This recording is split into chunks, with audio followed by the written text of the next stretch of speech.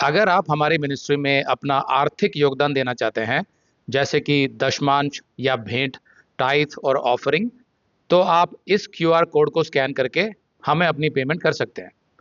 या फिर आप 7303643550 पर हमें पेमेंट कर सकते हैं।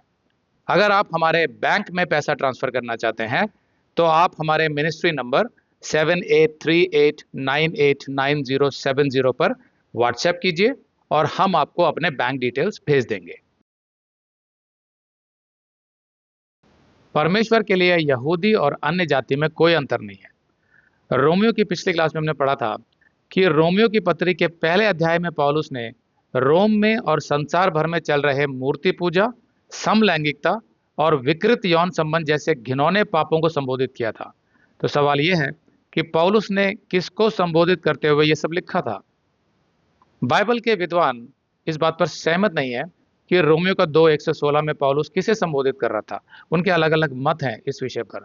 कुछ लोग सोचते हैं कि पौलुस यहाँ अन्य जाति के उन लोगों से निपट रहा था जिन्होंने शायद रोमियो 1 के 18 से 32 में जो पाप वर्णित हैं, वो पाप उन्होंने नहीं किए थे और वे एक नैतिक जीवन जीना चाहते थे, तो वो अन्य जाति के थे।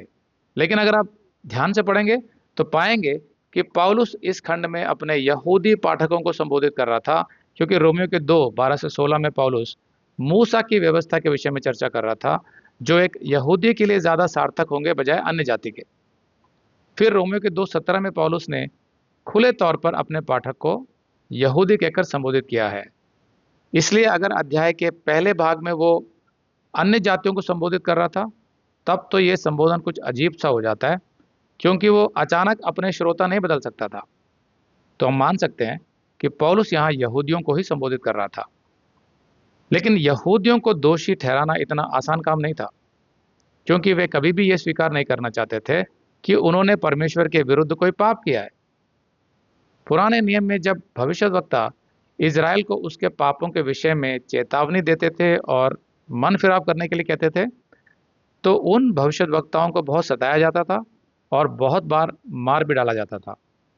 यीशु को भी इसी कारण से क्रूस पर चढ़ाया गया था। पौलुस ने यहूदी राष्ट्र को उसके अपराध समझाने के लिए यहाँ कुछ प्रभावशाली तर्क प्रस्तुत किए। तो आइए देखते हैं वो तर्क। रोमियो का 2:1।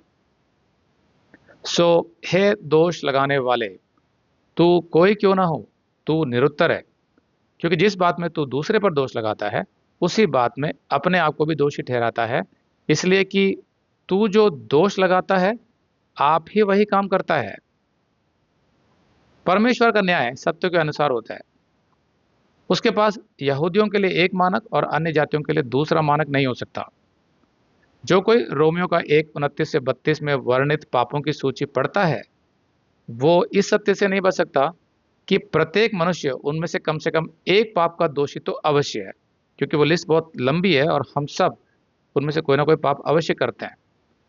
बाइबल सिखाती है कि एक और शरीर के पाप हैं तो दूसरी ओर आत्मा के पाप, जैसा दूसरे कुरिन्थियों के 7:1 में लिखा है। एक तरफ उड़ाऊ पुत्र है जो भटक गया था फिर वापस आया, जो अन्य जातियों का प्रतीक है, तो दूसरी तरफ उड़ाऊ पुत्र का बड़ा भाई है जो यहूदियों का प्रतीक है, जो खुद को धर्मी समझता है।